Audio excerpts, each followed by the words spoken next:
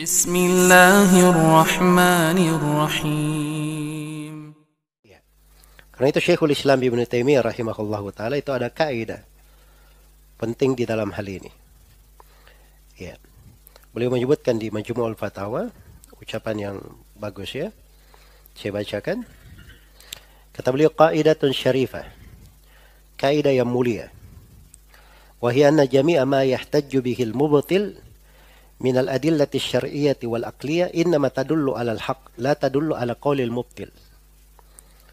Kaidah mulia bahwa segala hujjah yang dipakai oleh ahlul batil dari dalil-dalil syar'i atau dari dalil-dalil akal ya, maka kalau dia dalil syar'i dan betul dalil secara akal, maka dalil itu hanya menunjukkan kebenaran, tidak menunjukkan ucapan ahlul batil. Jelas ya? Jadi kalau dia pakai untuk kebatilannya, ahli sunnah, ahlul haq bisa memakai dalil yang sama untuk menunjukkan kebatilan dia sendiri. Kebatilan orang yang memakai dalil tersebut. Baik. Iya.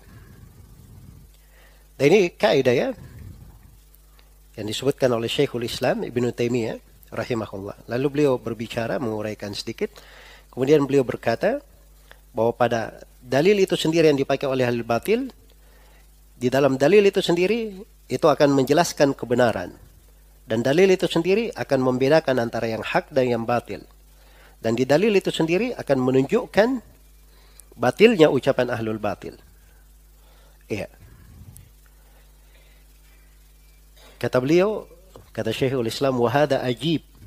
Nah ini perkara yang menakjubkan. Qad ta'ammaltuhu fi masya Allah. Saya sudah perhatikan. Ya, masya Allah dari dalil-dalil sam'iyah, dari Al-Quran dan Sunnah, saya sudah perhatikan yang dipakai oleh ahlul batil. Fawajadtuhu kadzalik. Saya dapati seperti itu. Pada dalil itu ada bantahan untuk mereka sendiri. Jelas ya? Jadi perhatikan saja, dalil apa saja yang dipakai oleh ahlul batil, pasti di dalil itu ada bantahan untuk siapa? Untuk mereka sendiri. Baik. Maka ini kaidah dalam pembahasan. Jadi jangan khawatir, orang yang membawa syubhat, itu tidak mungkin dikatakan ahli sunnah, tidak ada yang bisa menjawabnya. Iya. Itu omong kosong yang paling besar. Ya. Dan belum pernah ada sejarahnya. Yang ada itu ahli sunnah membantah ahlul bid'ah, sampai hari ini belum pernah mereka bisa jawab. Itu yang ada. Jelas ya? Karena itu hujah-hujah orang filsafat itu dihabisi oleh Syekhul Islam Ibnu Taimiyah di berbagai buku. Ya. Dan orang-orang filsafat sendiri mengakui mereka tidak pernah kalah dalam sejarah filsafat seperti kekalahan mereka di masa Ibnu Taimiyah. Ya. Syekhul Islam membantah orang-orang Syariah dalam Kalamun Nafs dari 99 sudut bantahan. Ya. Sampai hari ini orang-orang yang mengaku dirinya ahli sunnah Syariah ini tidak bisa menjawab itu. Jelas ya? Yang mereka miliki itu cuma syubhat saja. Syubhat. Kesesatan-kesesatan, kejahilan-kejahilan, dan kadang kedustaan-kedustaan. Ya. Walaupun sebagian orang kadang dia cuman ikuti yang dia baca, dia cuman corong saja dari sebagian orang. Hah? Ada sebagian manusia di masa ini seperti itu ya. Kalau dia ingin bikin syubhat, ya, ada yang ingin bikin syubhat, datang saja ke dia. Pasti dia bikinkan syubhat yang bagus. Ya. Jelas ya? Itu ada dari ahli syirik seperti itu di masa sekarang ini. Seperti belakangan ini saya baca di sebagian kalangan habib-habib yang yang biasa membela kesyirikan ya dalam bahasa Arab. Dia katakan bahwa boleh bersumpah dengan atas nama Nabi sallallahu alaihi wasallam. Ya bawakan syubhat-syubhat. Jelas ya? Itu cuma syubhat saja.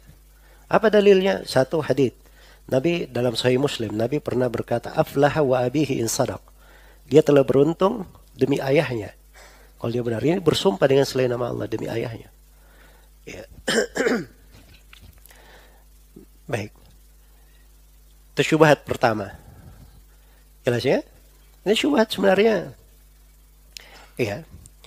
Cara menjawabnya mudah ya kalau kita bahasakan dengan bahasa Syekh, gaya beliau menjawab. Yang pertama, nas-nas itu sudah muhkam. Haramnya bersumpah dengan selain nama Allah Subhanahu wa taala, itu yang muhkam. Jadi kalau ada hadits yang seperti ini, itu hadits namanya mutasyabih. Tidak jelas kandungannya. Yang tidak jelas kandungannya diarahkan kepada apa?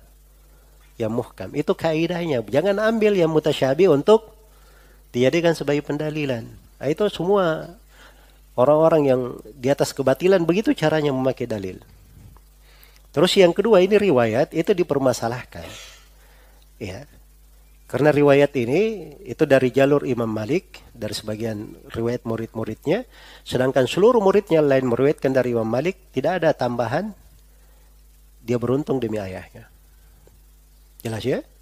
Malah ada riwayat dari jalur Imam Malik sendiri, dia katakan wallahi, demi Allah. Ya, bukan wa abihi, tapi demi apa? Demi Allah. Ya. Kemudian kalau dianggap itu misalnya ada, tapi maksudnya wa abihi, itu maksudnya ya wa rabbi abihi, demi Rob ayahnya begitu. Jelas ya? Itu jawaban-jawabannya yang mengarahkan. Harus diarahkan ke sana.